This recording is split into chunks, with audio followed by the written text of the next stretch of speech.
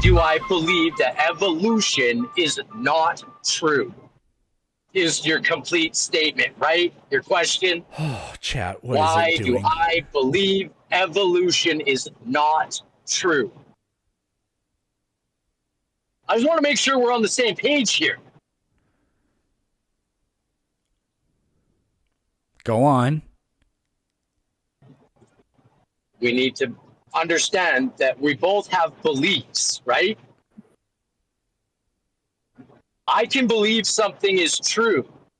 That doesn't mean I'm lying about it. I don't think you're lying about your beliefs. The evidence that you've accepted for your beliefs is not the same evidence that I would accept for my beliefs.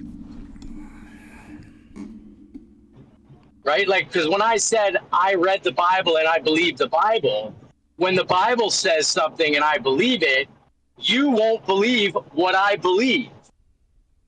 Because I just read something in a book made by men. But all of your evolutional theory is stuff based on what men did. Yeah, so the question was, why don't you believe in evolution? Because I have not accepted the evidence for evolution. Are you aware of the If you'd evidence? like to present me, if you would like to present me with some new evidence for your evolution, because I don't even think we agree on the definition of evolution, which we haven't got to yet. We're still working on belief. If evolution Right? was true, what would the evidence look like? All right, how about we both need to agree on what evolution is? If evolution was true, what would the evidence look like? What is evolution, please? Do you not know? Or why are you asking me this? Don't. Come on, Planet Peterson. I'm trying to have a civilized discussion. I'm trying. When I ask a question, don't be a jerk about it. Just answer the question or don't answer the question. The species alive today are the descendants of different species of the past. So it's one species turning into a new species. It can become, well, its progenitors can become multiple different species, actually. But one species never magically turns into another species. Well, isn't that what we need to? No, that's Pokemon. To have No, I'm not. I'm trying to understand your. Okay, now that we both know what I mean by evolution, if evolution was true, what would the evidence look like? You're saying it's one species turning into a new species. If evolution was true, what would the evidence look like? It can become new species. It can be one species can actually turn into multiple different new species. Rob, the question is, if evolution was true, what would the evidence look like? Well, you're saying evolution is true. Can you provide me that evidence? I'm going to make I'm going to make you admit what the evidence is, and then you're going to have to live with the fact that that evidence exists. All right. So if evolution was true, what would the evidence look like? Paternity test is your evidence for evolution. No. Is that where you're going? Nope. Well, because you said shared genes, right? So how do you how do you know you share genes with your parents? You get a paternity test. You and your parents share genes. Therefore, evolution. One organism having offspring isn't, I mean, it technically is evolution in a very limited sense, but you don't do a paternity test with a member of a different species alive today. So you actually already know what the evidence would be if evolution was true. Now I need you to say it out loud.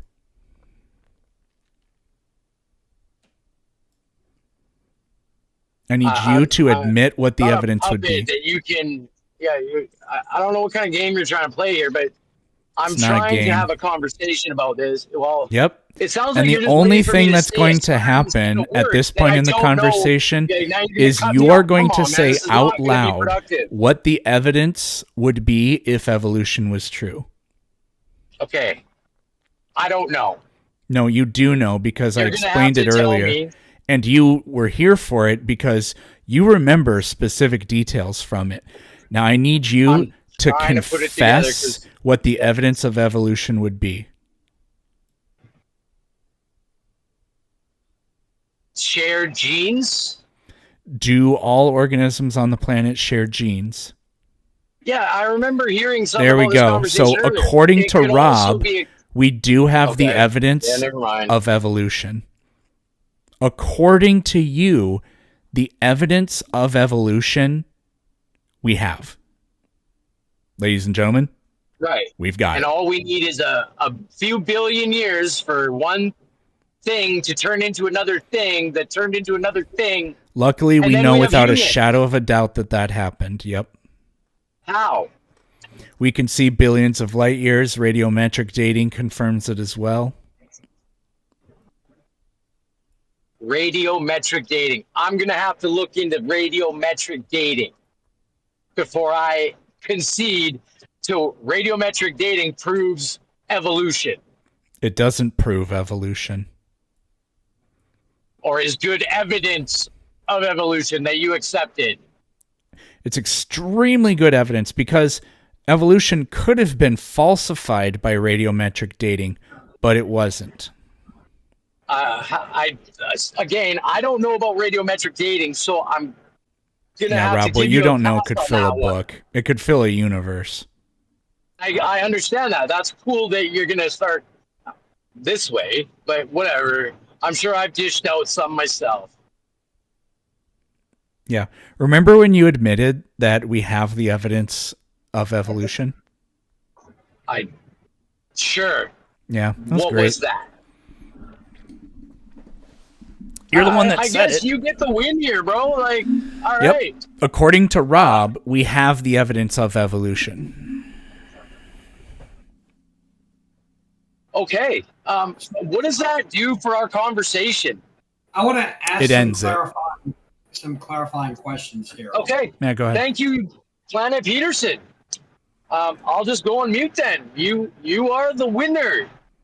Well, so my understanding of the evolutionary evidence is that we have an allowance for things to change, but only but they still remain within a clade. Is that the correct terminology? That's a true sort of like, how do I want to put it? That's kind of a law of evolution. Yeah. So the idea is that the example that we talked about before, you not me and you, but me and another person who is going through this, was the progenitor of the whale is supposed to be like some kind of four-legged land creature. Right? Yeah. Something that absolutely does not look like a whale. Yep, and we've got examples of those.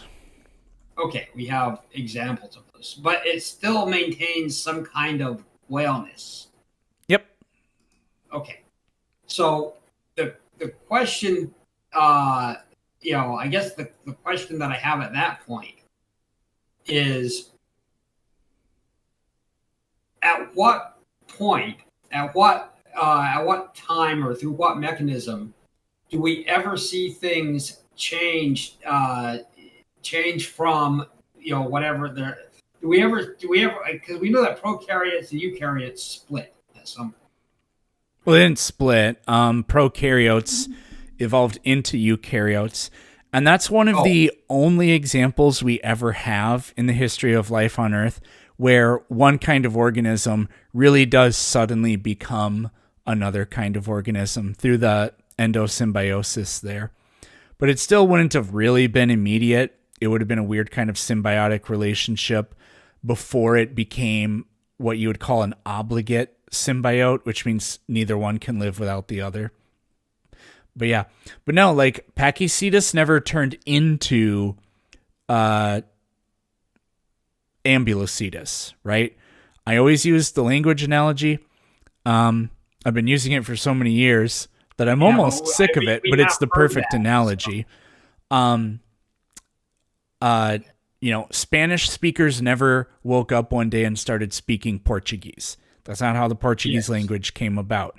Instead, and in reality, Portuguese and Spanish come from some sort of, I don't know what it would be because I don't know anything about this, but like a Proto-Spanish, Proto-Iberian, I don't know what they call it, language. But anyways, it's not the case that one day people woke up and started saying a completely different language. Instead, literally fragments of words, generation by generation, change, but that accumulated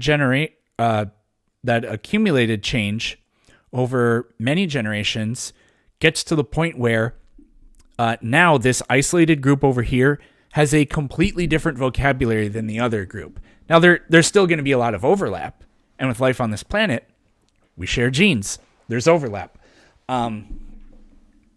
So yeah, the genetic and the linguistic analogy is just absolutely too perfect because it also demonstrates that things change into new things, but never in a generation. It's macroevolution is just a consequence of microevolution over vast periods of time. So I think I understand that, but I guess so. The question that I have then is, if cats always, so cats is obviously a bad example because they're around today, so they came from some other ancestor. I think I understand that. But if cats always remain cats, or X always remains an X, even through the process of evolution, then how